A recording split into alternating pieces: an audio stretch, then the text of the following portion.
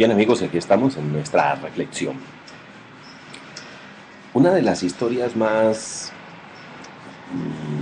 relevantes en su lección de vida con respecto a la adversidad superada y al éxito ganado, y me encanta esa historia, es la de José.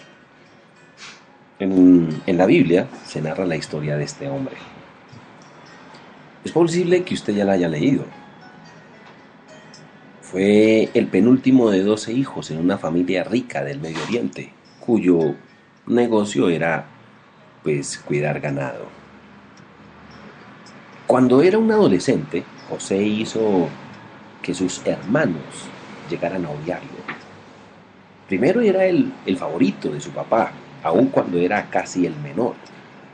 Segundo, acostumbraba a comunicar a su papá cuando sus hermanos no hacían bien el trabajo de cuidar las ovejas.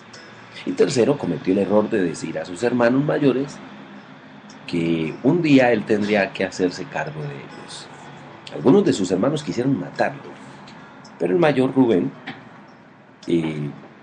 no dejó que eso pasara. Y entonces, más bien, plantearon la idea de venderlo como esclavo, y así se hizo. José fue a dar a Egipto, donde entró a servir en la casa del capitán de la guardia, un hombre llamado Potifar. Y gracias a sus capacidades de líder y administrador, José fue rápidamente ascendido y en poco tiempo estaba a cargo de toda la casa. Estaba haciendo lo mejor en aquella condición. Y fue un hombre que, a pesar de la adversidad, créalo, ser vendido por sus hermanos, era un joven. El estar lejos de su familia, el estar solo en un país desconocido, pues cualquiera se deprime, cualquiera se angustia, cualquiera entra en crisis. Pero este joven, su padre le había dado algo que es lo mejor que un padre le puede dar a un hijo. Le había enseñado a depender de Dios, independientemente de las adversidades y condiciones que vivía. Se podría decir que José era de pronto un niño malcriado que creció y nació en una familia rica. En cierta manera lo era. Pero un papá le enseñó que su fortaleza no era ni su fortuna, ni su herencia, ni las vacas, ni el carro, ni la casa. Su herencia es Dios. Y con esa finalidad y con esa actitud, sencillamente enfrentó este desafío. ¿Cuál era su realidad? Fue vendido como esclavo. Fue vendido. Pero ahí, él puso en ejercicio su capacidad, no se puso a llorar, no se puso a maldecir, no, tuvo fe. Me toca ser de esclavo, vamos a ser de esclavo. Y dio lo mejor que tenía, se convirtió en el administrador de esa casa. Pero de pronto las cosas empeoraron. La esposa de el dueño de la casa trató de persuadirlo para que se acostara con ella. Cuando él se niega, ella lo acusa de violación, de intento de violación. Y Potifar manda a José a la cárcel. Y de nuevo, otro trato. Otras circunstancias. O sea, increíble, ¿no? Como dicen en mi país, tras de gordo, hinchado. ¿Sí? Vendido, esclavo y ahora preso. Y tenido por violador, en fin. Créanlo que las circunstancias de José no eran las mejores. En poco tiempo el jefe de la cárcel estaba ahí y vio a ese joven. Y en esas circunstancias, pues José hizo lo que mejor sabía hacer. Estoy preso, vamos a trabajar. No se echó a llorar, no se echó a la depresión, no se echó a la angustia. Simplemente se llenó de fe, de entusiasmo y comenzó a creer. Entonces, en esa cárcel, llegó ante el jefe de la cárcel, se puso a su disposición y comenzó a atender a todos los presos. Qué increíble, ¿no? Qué característica la de este José. Su mejor manera de evadir la depresión era servir a los demás. La mejor manera de no ahogarse con los problemas de uno es servir a los demás. Y qué bueno que nosotros aprendamos eso. ¿Cuántas personas están encerradas en su casa, deprimidas y amargadas, rumiando los conflictos, los problemas, teniendo toda esa cantidad de circunstancias adversas y difíciles bajo sus hombros? Porque tienen la mirada clavada en ellos mismos. Pero José aprendió algo, a levantar la mirada, a encontrarse con Dios, a darse cuenta que no podía permitir que la adversidad lo enterrara. Allí conoció a un preso que era copero del rey y a quien le interpreta un sueño y le pide que cuando las cosas cambien se acordara de él. Pues le dijo que había sido hurtado de la tierra de los hebreos y que no tenía razón para estar en la cárcel. Pasaron los años y antes que el copero se acordara de él, el faraón tuvo un sueño que nadie podía entender, hasta que José lo hizo.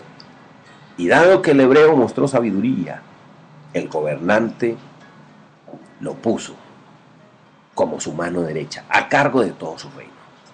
Después de 20 años de haber sido vendido, esclavo, preso, estaba en el pináculo de la ola. Y Dios lo bendice.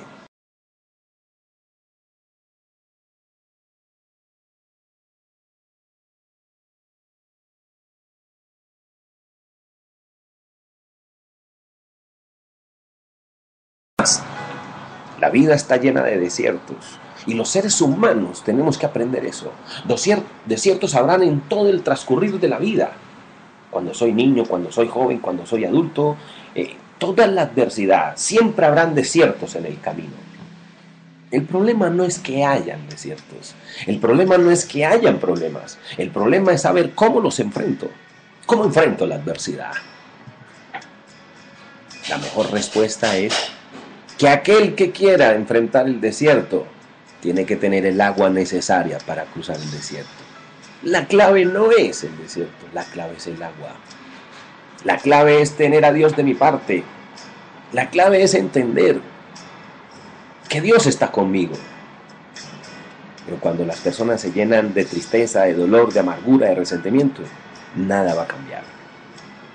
Y entonces José estaba ahí. Y este José estaba puesto en circunstancias.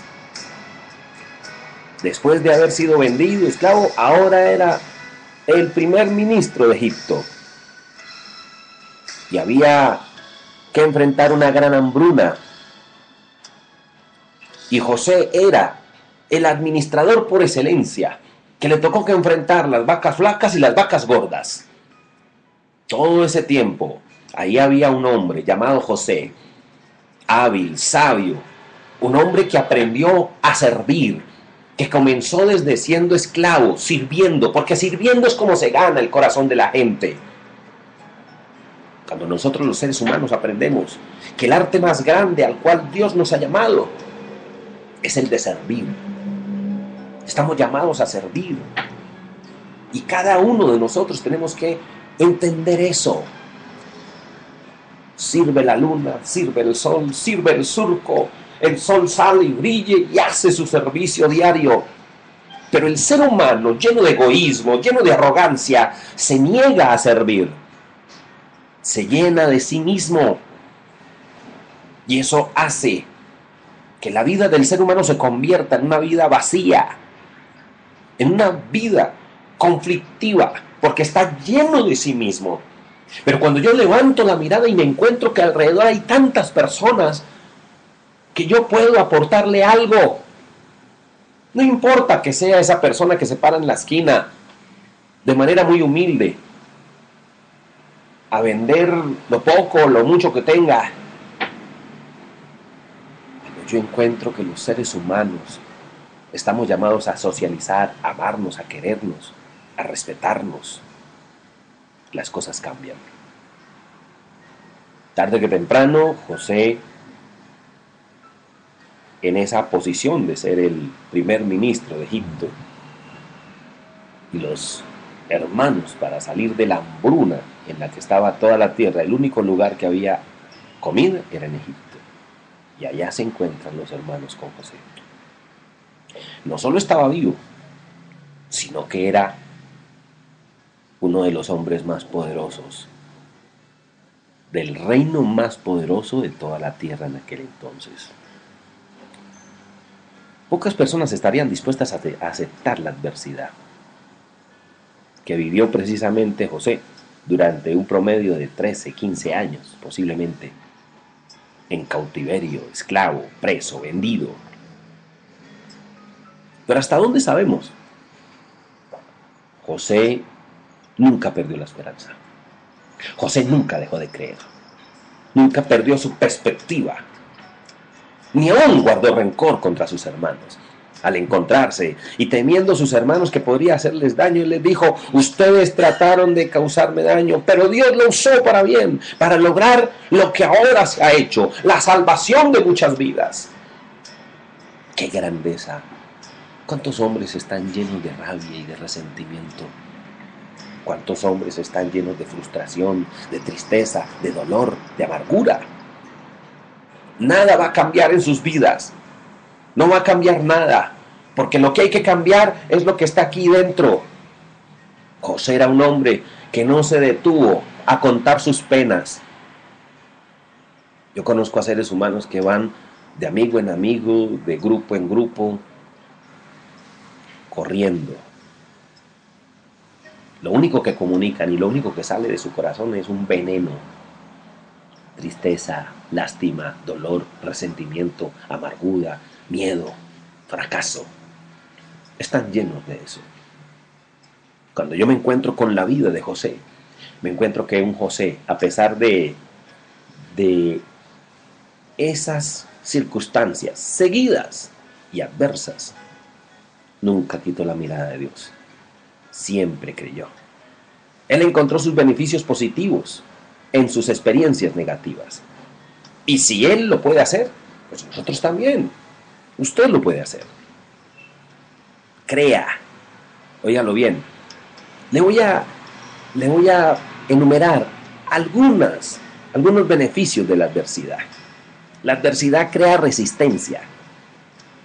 Nada más en la vida alimenta más la resistencia como la adversidad. Un estudio escrito en la revista Time a mediados de los 80 describe la increíble resistencia de un grupo de personas que perdieron sus trabajos 3 veces por el cierre de sus plantas, de sus empresas. Los psicólogos esperan que se desalentaran, pero al contrario, se veían sorprendentemente optimistas. Su adversidad había desarrollado en ellos una ventana de fe, debido a que ya habían encontrado uno nuevo a lo menos 2 veces. Estaban mejor preparados para manejar la adversidad que otros que nunca habían sido despedidos. La adversidad crea resistencia. Y cuando uno enfrenta una adversidad y luego otra, entonces uno se vuelve machito, uno se vuelve berraco en la vida. Como dicen por ahí, un poco de dolor ayuda. ¿Sabe qué es lo peor que un padre puede hacerle a su hijo? Es meterlo en una cúpula de cristal. Siempre es bueno.